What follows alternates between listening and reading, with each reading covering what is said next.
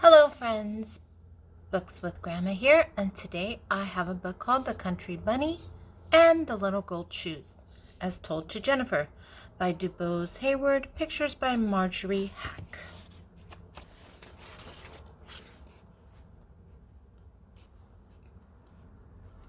We hear of the Easter Bunny, who comes each Easter day before sunrise to bring eggs for boys and girls, so we think there's only one, but this is not so. There are really 5 Easter bunnies, and they must be the 5 kindest and swiftest and wisest bunnies in the whole wide world, because between sunset on Easter Eve and dawn on Easter morning, they do more work than most rabbits do in a whole year.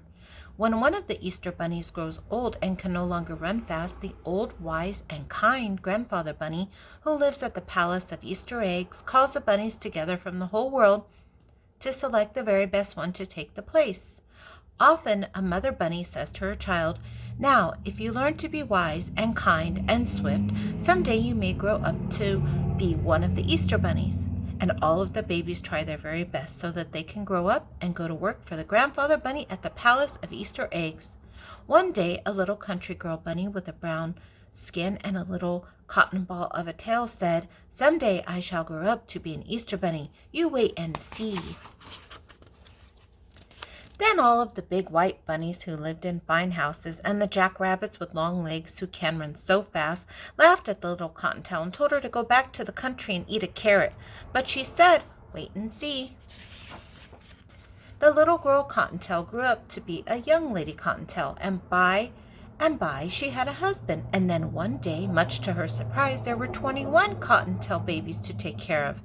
Then the big white rabbits and the jacks with long legs laughed and laughed, and they said, "What did we tell you? Only a country rabbit would go and have all of those babies. Now take care of them and leave Easter eggs to great big men bunnies like us." And they went away liking themselves very much. Cottontail stopped thinking about hopping over the world with lovely eggs for little boys and girls, and she took care of her babies. And one day, when her children stopped being babies and they were little girl and boy bunnies, she called them. She called them to her and said, "Now we are going to have some fun." Then to 2 of them she gave little brooms and showed them how to sweep out the cottage. And 2 she taught how to make beds. 2 more went with her to the kitchen, and in no time at all had found out how to cook a good dinner. And with these went the 2 little dishwashers, and they made the glasses shine like crystal. 2 had little wash tubs full of soap suds, and they washed all the linen. 2 did the sewing and mending. 2 who had sweet voices were taught to sing, and 2 more to dance, and these amused all the others while they worked so that they were gay and happy. 2 others were soon digging in the garden. To 2 she gave paints and crayons so they could make pretty pictures for the walls. And when Mother Cottontail had given out all the tasks, she looked around, and there was only one little boy bunny left, and he was sad and lonely. Then Mother Cottontail said to him, "You are the most polite of all my children, so I shall make you keeper of my chair, and whenever I come to dinner, you shall seat me politely at table." Then one day, when the little rabbits were half grown up, she heard a great talk among the woods rabbits, and when she asked what it was about, they said, "Haven't you heard? One of the 5 Easter bunnies has grown too slow, and we are all going to the Palace of Easter Eggs to see old grandfather pick out a new one to take his place." So she called her little Cottontails, and they all set off to the palace to see the fun. But their mother was sad because she thought that now she was nothing but an old mother bunny, and could only look on, and that a big handsome white rabbit or long-legged jack would be chosen. When they came to the Palace of Easter Eggs, there were bunnies everywhere on the great lawn, and the ones that hoped to be the Easter bunnies stood together, and all the others looked at them and clapped their paws. Then the big front door opened, and the old, wise, and kind grandfather came hopping slowly out, and he told the biggest and those with the longest legs to show what they could do. They jumped and ran and showed him their pretty white fur, and they were all very fast and very clever. But still he did not pick one, And he said to them, "You are pretty, and you are fast, but you have not shown me that you are either kind or wise." Then his kind old eyes looked everywhere, and at last they rested on little Cottontail Mother, where she stood with her children around her. And he called her to come right up to the palace steps. So she took her 21 children and went up and stood before him. And when he spoke, his voice was so kind that she was not frightened at all. And he said, "What a large family you have, my dear. I suppose they take all of your time." But she said, "When they were babies, that was so, but now they are so well trained that they do most of the work for me." "Ah," he said, smiling, "you must be very wise to train so many children so well. But tell me, do they always look so happy, and do they always hold their ears up so prettily?" "Indeed they do," she answered. "We never have a tear or a cross word in our little country cottage. And if I do say it myself, they do carry their ears better than most bunnies." "Then," he said, patting the nearest bunny on the head, "you must be very kind indeed to have such a happy home. It is too bad that you have had no time to run and grow swift, as I might then have made you my 5th Easter bunny." At that, Mother Cottontail started to laugh. Then she whispered to the little bunnies, and every rabbit on the lawn looked to see what would happen, and the old grandfather leaned forward to watch. Suddenly, all of her 21 children raced away, and Cottontail dashed after them. And in no time at all, she had them all back again in front of the palace. Then the old, kind, wise grandfather bunny said, "I see that you are swift also. It is too bad that you cannot go to carry my eggs, because you will have to stay at home to take care of your children." Mother Cottontail nodded her head to the little ones, and they all formed a line and bowed low to the grandfather. Then she stepped in front of them, and she said, "They will take better care of the house than I." Then she called them up 2 by 2, and as she put her hands on the heads of each pair, she said, "These are my sweepers. They keep the cottage as clean as your hand. These make the beds without a wrinkle. These cook my dinner. These wash the dishes. These tend the garden. These wash and dry all the clothes. These do the mending. These sing and these dance to keep us merry while we work. These are learning to paint pretty pictures for our walls. And this littlest one of all always pulls out my chair for me when I sit to table. So you see, I can leave them to take care of the house until I come home." Then the old, kind, wise grandfather said, "You have proved yourself to be not only wise and kind and swift, but also very clever. Come to the palace tomorrow afternoon, for that is Easter Eve, and you shall be my 5th Easter bunny." The next evening, Cottontail knocked on the big front door and was admitted to the palace. There she stood in her funny country clothes, but none of the other 4 Easter bunnies laughed, for they were wise and kind and knew better.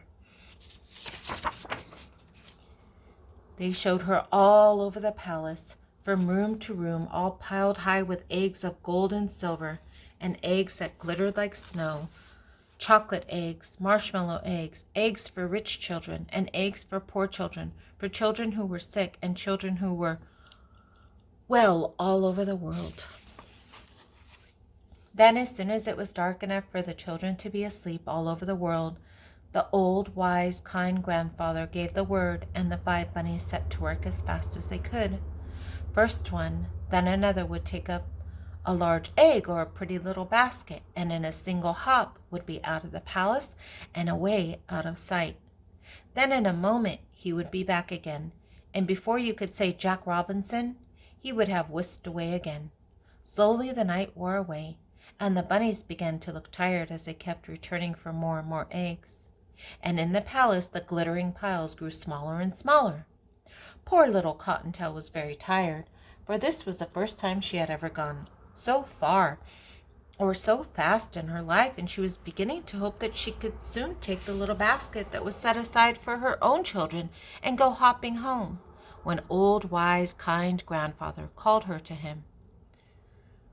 When she went close, she saw he was holding in his hand the loveliest egg she had ever seen, It glittered like a diamond. "Peek through and see what you shall see," he said. So she peeked.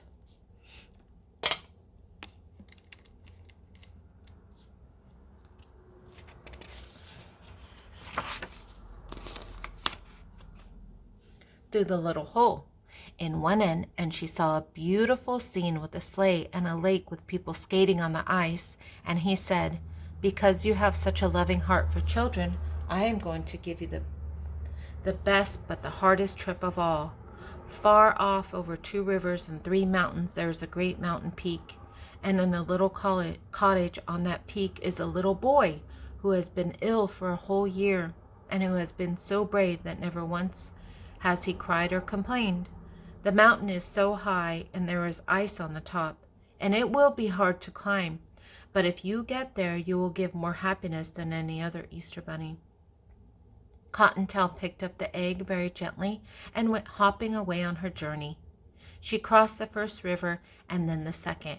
She went over the first mountain and then another mountain, and yet another, until at last she reached the highest mountain of all. She was very tired when at last she got to the bottom of the great peak, and her heart failed her when she saw how high it was and how slippery with ice and snow on top. But holding the egg very carefully, she started hopping up. At last she reached the ice and snow, and now she was almost to the top, and she could see the little cottage all covered with snow where the little boy was sleeping. Then a terrible thing happened. Her foot slipped, and down she came. Downward she flew into the snowdrifts. Then she left the ice and snow, and rolling and bouncing against the stones, she felt the air getting warmer. Down, down she went, and she crashed through a thicket of budding laurel, rolled across a pasture, and finally struck against the trunk of a great apple tree that was just getting ready to bloom for Easter. And there she lay, with the egg still safely clutched in her paw, but with a great pain in her leg. She tried to rise again, because she saw a lovely pink light in the sky, and she knew that in a few minutes more it would be day, and the little boy would be sad if he did not get his egg to him. The little boy would be sad if she did not get his egg to him. But the pain was so bad she fell down. Then she felt something touch her shoulder, and she looked up, and there, right before her, way off there, in that distant land, was old, wise, kind Grandfather Bunny. And he smiled at her, and he said, "You are not only wise and kind and swift, but you are also the bravest of all the bunnies. And I shall make you my very own gold shoe Easter bunny." And he reached over, and she saw for the first time he was holding a tiny pair of gold shoes in his hand. And he bent down and put them on her feet. Suddenly all the pain left in her leg, and she stood up and picked up the precious egg. Then, before she knew what was happening, she felt a sudden motion, and she found herself flying high in the air. Over the pasture she flew, over the laurel, over the stones, until at last, when she landed, she looked back and she saw that one single jump had carried her halfway up the mountain. Then she jumped once again, and there she was at the cottage door. Quickly she squeezed through the tiny crack that had been left open just in case the bunny did come all that way. And in the hand of the beautiful sleeping boy she placed the egg. Then, just as the Easter morning sun rose over the edge of the world, she jumped quickly back to the palace, where she found her little basket for her own little bunnies, and went hopping back home to give them a happy Easter. Mother Cottontail found that the garden was tended. And sure enough, just as she had said, everything was in order. The floors were swept, and there were 2 lovely new pictures painted and hanging on the wall. The dishes were washed and shone in the cupboard. The clothes were washed and mended and nicely hung away. And her 21 children were all sound asleep in their little beds. And The little house of Mother Cottontail can always be told now from the homes of all other bunnies, because in a special place on the wall, on a very special hook, hangs a pair of very tiny little gold shoes.